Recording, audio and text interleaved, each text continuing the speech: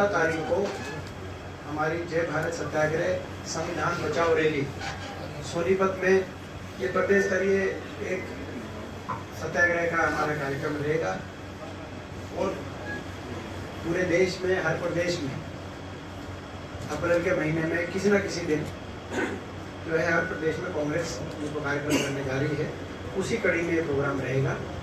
और इसकी अब मैं निमंत्रण देना चाहूँगा, आग्रह करना चाहूँगा, इसकी बाकी जानकारी जो है हमारे प्रदेश अध्यक्ष जी आपके बीच में रखेंगे। भारत रत्न बाबा साहब डॉक्टर भीमराव अंबेडकर जी के 132वें जयंती समारोह के अवसर पर जय भारत सत्याग्रह एवं संविधान बचाओ रैली का आयोजन 14 अप्रैल को यहाँ सोनीपत में होने जा रहा है।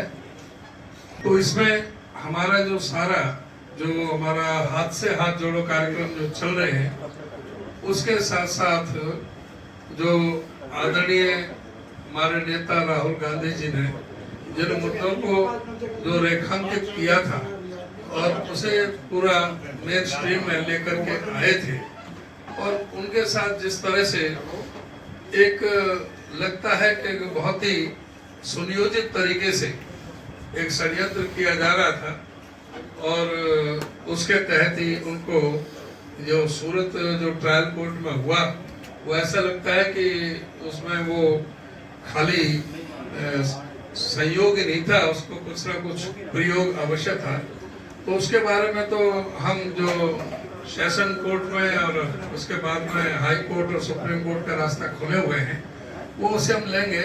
लेकिन जनता को के बीच में हम सारी बातें लेकर के जाएंगे कि आज किस तरह से देश में जो संवैधानिक संस्थाओं का जो अवमूल्यन हो रहा है, जिस तरह से आज लोकतंत्र को, संविधान को खतरा हो रहा है, जिस तरह से हमारे इस बहुमूल्य जो संपत्ति जो 60 साल 70 साल में जो देश में जो अर्जित की थी, उनको एक एक करके उनको जिस तरह से बेचा जा रहा है और कुछ चंद हाथों में दिया जा रहा है, और उसमें जो अदानी का जो मेन इशू रहा, उसमें सीधा से जो प्रश्न जो राहुल जी ने उठाए थे, उन पर फोकस करना है कि जो प्रश्न वो उठाए हैं उनका उत्तर चाहिए।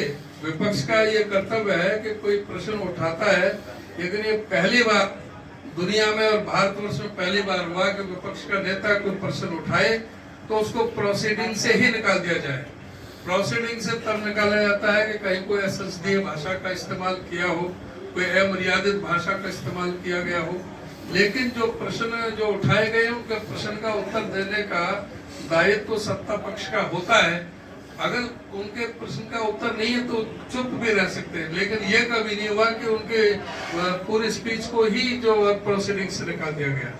तो ये सारे मुद्दे उठाए जाएंगे। और जो भारत जोड़ो यात्रा के तहत राहुल जी की यात्रा का जो बहुत अभूतपूर्व जो जन समर्थन पूरे हरियाणा प्रदेश की तरफ से मिला, उसकी तरफ से भी उसका भी हम धन्यवाद करेंगे। क्षेत्र की जो ये आज मीटिंग है, इसकी जो रैली होने जा रही है 14 अप्रैल को, हमें इसमें पूरा है कि पूरी तरह से जहाँ बाबा साहब का जो दर्शन था, बाबा साहब डॉक्टर भीमराव अंबेडकर जी ने जिस तरह का हमें जो रास्ता दिखाया था, जो मार्गदर्शन दिया था, हमारे बुजुर्गों ने, हमारे कांग्रेस पार्टी के नेताओं ने, जो स्वाधीनता संग्राम के हमारे सभी जो सेनापति जितने हमारे हुए हैं, उन सब के बारे में विस्तार से हम चर्चा करेंगे। ये सबसे बड़ा झूठी पार्टी है। इसका मतलब ये बहुत झूठी पार्टी, भारत जलाओ पार्टी के साथ साथ बहुत झूठी पार्टी। इनके ठीक है, मंडल स्तर तक के इनके हैं, इसमें कोई शक नहीं। मुझे कोई पन्ना प्रमुख नहीं मिला अपने एरिया में। कहीं क्यों पन्ना प्रमुख का मतलब है एक पेज का एक प्रमुख, यानी एक बूथ पे अगर उसमें 7-8 पेज की जो वोटर लिस्ट है, उसमें 7-8 प्रमुख चाहिए। उसमें मुझे कहीं कोई इनका नहीं मिला, ये सबसे बड़ा झूठ है। दूसरा बात, ये पन्ना प्रमुख कहाँ चले जाते हैं? जब वो पन्ना प्रमुख थे तो पहले भी जो सरकार जो किस तरह से इनकी बनी है, सरकार जो है ना, वो जनता ने नहीं बनाई थी। 75 पार का नारा दिया, पूरी तरह से मीडिया का बहुत पूरी तरह से जो इस्तेमाल किया गया, जिस तरह से ओपिनियन पोल में 78 से 83 सीटें बीजेपी की दिखा दी, कांग्रेस की 3 से 5 दिखाई, सब तरह के हथकंडे अपनाए गए, फिर भी सिर्फ 5,376 वोटों का अंतर था बीजेपी की और कांग्रेस की वोटों में। तो जो आज कांग्रेस पार्टी बहुत मजबूत है और आज कांग्रेस पार्टी पूरी तरह से क्लीन स्वीप करने जा रही है। ये Bharatiya Janata party single digit में रहेगी, सिंगल डिजिट में। दिखाई देता है कि ये बीजेपी में इनका क्या विश्वास है। 4 साल बीजेपी के साथ रहने के बाद अब कह रहे हैं कि जाना तुम कांग्रेस आना चाहते हो। तो ये दिखाई दे रहा है कि आने वाले समय में बीजेपी जेजेपी को लोग नकार चुके हैं और आज प्रदेश के बच्चे बच्चे की जबान पे लोगों के दिलों में हुड्डा साहब का नाम आया है और लोगों में दोबारा घुसने की जगह ढूंढना चाह रहे हैं। अपना जो है की गई गलती की पश्चाताप के रूप में वो याद कर रहे हैं। सबको पता है कि जब 2019 में चुनाव का नतीजा आया तो दुष्यंत चौटाला जी ने प्रेस कॉन्फ्रेंस करी और कहा कि भाई जो इसके जो समर्थन करेगा हमारी बातों का, हम उसका साथ देंगे। और उसके बाद 2 बातें रखी उन्होंने, 75% और बुढ़ापा पेंशन 51। 4 बजे प्रेस कॉन्फ्रेंस, 5 बजे हुड्डा साहब ने 31 विधायकों ने हमने प्रेस कॉन्फ्रेंस दिल्ली में कि भाई हम सारी बात मानते हैं और भी कुछ होगी तो आ जाए और भी मान लेंगे। 5 बजे और 6 बजे ये पहुंच गए दूसरी जगह बीजेपी में। और ये शायद उनको ये अंदाजा नहीं कि आजकल सोशल मीडिया का जमाना है, सारी मीडिया में आती हैं। लाओ मैं आपको सुनाई देता हूँ। ये जो कह रहे हैं ना कि भाई वो देना चाह रहे थे मगर हम नहीं, आगे देखो।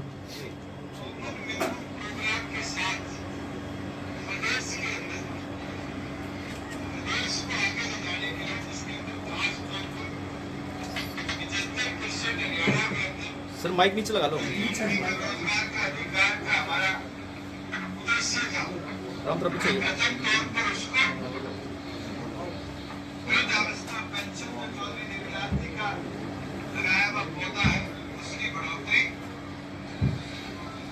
इन विषयों पर जौन सा भी पॉलिटिकल दल सहमत होगा, जननायक जनता पार्टी पूरी तौर पर उसके साथ मिलकर प्रदेश के अंदर सरकार बनाने का प्रयास करेगी। बीजेपी ने प्रेस कॉन्फ्रेंस की है, दुष्यंत जी ने, उन्होंने 2-3 बातें की है। जहाँ तक कॉमन मिनिमम का प्रोग्राम का आवाज है तो 2 बात उन्होंने कही। तो हमारे मैनिफेस्टो में ऑलरेडी प्रोवाइडेड है। तो होल्डर पेंशन हो तो 75% युवाओं के लिए जगह हो, तो मैं समझता हूँ।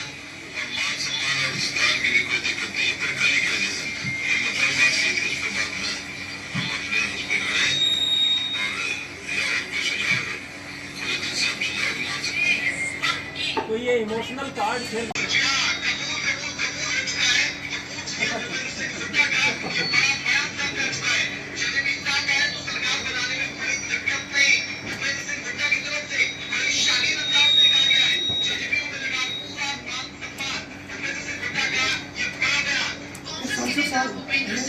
के बाद प्रेस कॉन्फ्रेंस की भूपेंद्र सिंह हुड्डा ने कहा कि सारे विपक्षी दल एक साथ मिलकर एक मजबूत सरकार बनाए। साथ ही उन्होंने ये वादा भी किया कि सभी दलों को पूरा मान सम्मान दिया जाएगा। हरियाणा के पूर्व सीएम भूपेंद्र सिंह हुड्डा ने जेजेपी की मांगों को लेकर जवाब दिया। ये सारे चैनल में सीधे तौर पर स्वागत कर रही है जेजेपी का। भूपेंद्र सिंह हुड्डा बयान दे रही है। हम बात कर रहे थे कि कॉमन मिनिमम सुनो जरा, ये सारे जितने चैनल है देश में, ये सारे चैनल रिकॉर्ड होते हैं। उनको शायद वो थोड़ा सा इसमें अंदाजा उनका गलत था, क्योंकि उनके आज भी स्टेटमेंट आई हुई है जेजेपी की कि वो कह रहे थे पहले समर्थन दो फिर शर्तें मानेंगे। सार्वजनिक रूप से उन्होंने शर्तें रखी प्रेस में और सार्वजनिक रूप से कांग्रेस पार्टी ने समर्थन मांगी।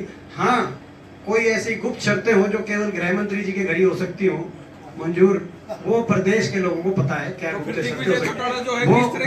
वो हो सकता है।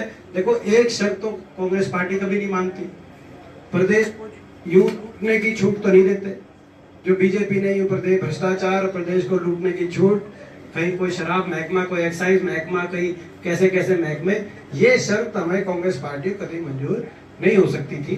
बाकी ये शर्त थी और कोई गुप्त शर्तें हो तो वो बताएं। लेकिन मैंने जैसे कहा भाई 4 साल मलाई खाने के बाद आज ये क्यों याद आई? आने वाले समय में लोगों का रुझान और अपना हर्ष क्या परिणाम होंगे, उस बात को देख के आज कांग्रेस पार्टी की तरफ, चौधरी भूपेंद्र सिंह हुड्डा जी की तरफ पूरे प्रदेश में रुझान है। इसीलिए कोई भी दल हो, सारे दलों के या तो निशाने पे कांग्रेस पार्टी और हुड्डा साहब हैं, या हर दल की तरफ से बात आती है कि उनसे समझौता कर लिया जाए। INLD की तरफ से आती है कि समझौता करें, जेजेपी की तरफ से बात आती है कि हम समझौता करना चाहते थे। तो ये आज जो है आज की हरियाणा की राजनीतिक वास्तविकता के प्रतीक हैं जो ये बयान आ रहे हैं चारों तरफ। तो हमारी मांग थी मुआवजे को लेकर तुरंत समयबद्ध हिसाब से मुआवजा 15 दिन के अंदर 25,000 मिनिमम, और कहीं कहीं उससे भी ज्यादा। किसानों की मांग तो 50,000 तक भी है, तो मुआवजा दिया जाए, मिनिमम 25,000 दिया जाए, किसानों की मांगों को माना जाए। और गिरदावरी पूरी स्पीड से, गिरदावरी स्पीड बड़ी स्लो चल रही है, पटवारियों की भर्ती नहीं हुई, पटवारी के रिक्त है, पटवारियों के पद रिक्त पड़े हैं, पोर्टल चल नहीं रहे, पोर्टल में गांव के नाम नहीं आ रहे, जिसकी वजह से पूरी प्रक्रिया में काफी डिले हो रहा है। ये जिलाधिकारी सारे इस पे ध्यान दें और किसानों के जख्मों पे मलहम लगने का काम हो। पहली बात। दूसरी बात, खरीद की बात शुरू हो गई। अब हमारी मांग है सरकार से कि भाई कालस और नमी की आड़ में हरियाणा के किसान को प्रताड़ित ना किया जाए। किसान विरोधी सरकार है, ये बहाने ढूंढ के किसानों को निशाने पे लेती है। और ये खरीद में भी ये देखी जा रही है बात, आपने देखा सरसों में 1,000 रुपए तक जो खरीद थी, उसे MSP थी, उससे कम पे किसान को अपनी सरसों देनी पड़ी। तब तो सरकार आगे नहीं आई। अब गेहूं अंतरराष्ट्रीय बाजार में 3,000 से ऊपर पहुंच गया। सरकार ने तुरंत एक्सपोर्ट पे पाबंदी लगा दी और 3 लाख टन FCI के गोदामों से बाहर निकाल के उसके प्राइस को MSP पे सरकार ले आई। और उस पे MSP भी नमी और कालस का देते हुए MSP पे भी आनाकानी करने की सरकार की मंशा और नियत दिखाई दे रही है। तो ये दोनों उदाहरण इस बात के हैं कि भाई ज्यादा हो तो ज्यादा किसानों को ना मिले, कम हो तो कम में सरकार वो नुकसान किसान पे छोड़ दे। जो सरसों में कम हो गया तो नुकसान किसान का, ज्यादा होने के चांस है अंतरराष्ट्रीय बाजार में बढ़ा हुआ गेहूं का भाव, तो वो किसान को लाभ ना मिले। ये सरकारी किसान विरोधी नीति की ये सोच है। हम ये तीनों मांग रखना चाहते हैं, मुआवजे का भी, नमी और कालस में रियायत के साथ, और इसमें, और तीसरी बात जो ये 3,000 का जो अंतरराष्ट्रीय मार्केट पे भाव की जो बात है, उस बात को मद्देनजर उस बात की मद्देनजर 500 रुपए बोनस 4 बार 10 साल की कांग्रेस सरकार में, हुड्डा सरकार में 4 साल बोनस दिया गया। जब भी मार्केट का भाव ज्यादा था MSP से, तो सीजन के बीच में कभी 50 रुपए कभी 100 रुपए बोनस डिक्लेयर किया गया। इन्होंने बोनस बंद कर दिया। 9 साल से कोई बोनस नहीं मिला बीजेपी सरकार में। हमारे में 4 टाइम्स धान का भी अलग और गेहूं का अलग बोनस डिक्लेयर होता था। इन्होंने बोनस बंद कर दिया कि भाई जो भी प्रदेश भी बोनस देगा उससे खरीद नहीं करेंगे, क्योंकि पीछे इनकी मध्य प्रदेश की सरकार ने बोनस दिया तो उनसे FCI निकाल के खरीदेंगे नहीं, कंडीशन लगा दी और बोनस कैंसिल करा दिया। 500 रुपए बोनस किसान को दिया गया। और इन्हीं शब्दों के साथ इनकी तो ये छोटी मानसिकता जो ना, ये कोई नई नहीं है, ये हर जगह ये प्रमाणित हुई है। क्या हमारे यहाँ हरियाणा में देख लो क्या हुआ, रेल मंत्री क्या कर रहा है, जो रेसलिंग का जो है वो जो मेंबर पार्लियामेंट का दूसरा क्या किया है, ये तो महिला विरोधी तो ये नहीं है।